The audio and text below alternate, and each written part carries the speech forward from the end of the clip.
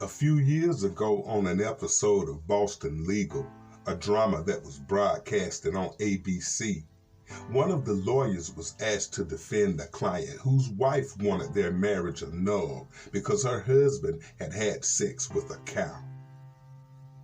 The client, as his way of justifying his act, identified himself as a respectful individual. He was a good husband, a deacon in his church, a philanthropist, a respected professor at a major university, and a town selectman. When the man was confronted by his wife, she accused him of having sex not only with one cow, but with two. The man confessed to having a crush on the cow.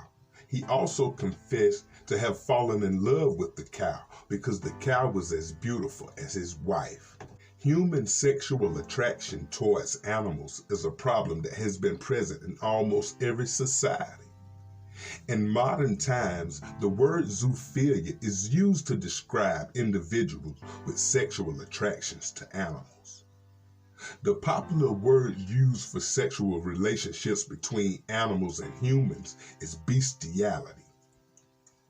Bestiality is considered a sin against nature because it violates the natural order of creation. In the Genesis story, the animals were not considered a suitable partner for the man. The woman was created to give the man what the animals were unable to provide. The woman was created to become a partner equal to him, one who will work together with him in the work assigned to them by the Creator, to have children, to perpetrate the human race, and to cultivate and govern the earth. According to Wikipedia, 8 to 10% of sexually active adults have had a significant sexual experience with an animal at some point in their lives. Those who defend human sexuality with animals point out the fact that animals can develop a relationship with humans. They also reject religious condemnation of zoophilia as irrelevant, since most of them are not religious.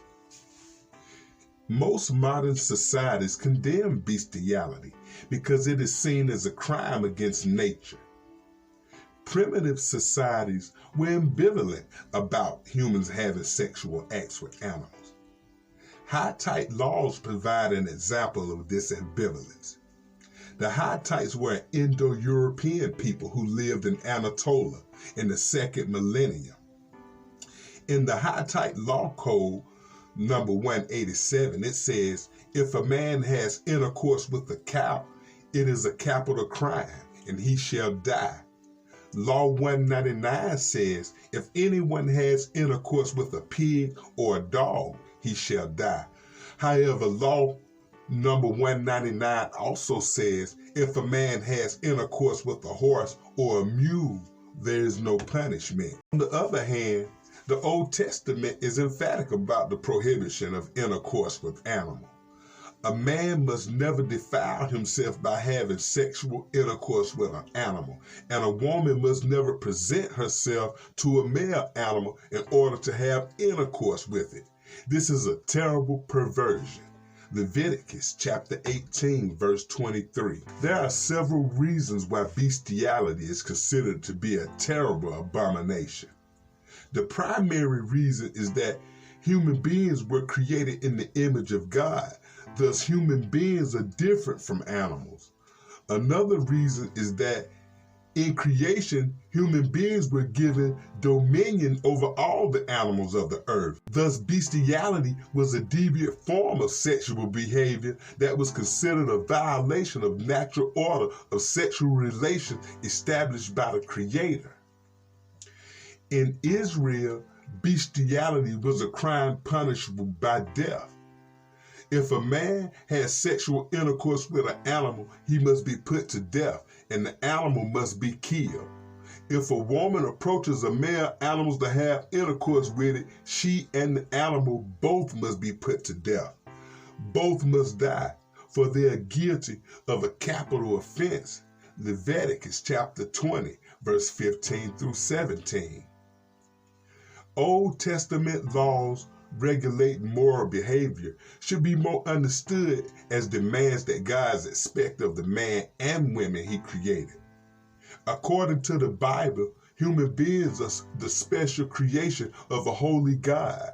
For this reason, God has the right to define what is right and what is good for his creation.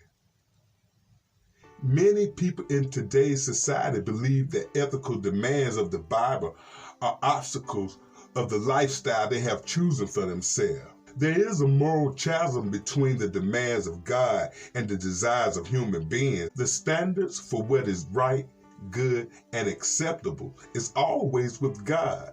But in a society that has abandoned God and refuses to accept the principles God has established for his creation, it has become a commonplace to call what is evil good and what is good evil. If you know of any animals that are being touched inappropriately, please contact your local Humane Society. If you or your animals are in immediate sexual danger, please dial 911. I'm Rev Ced, and until the next time, y'all stay blessed.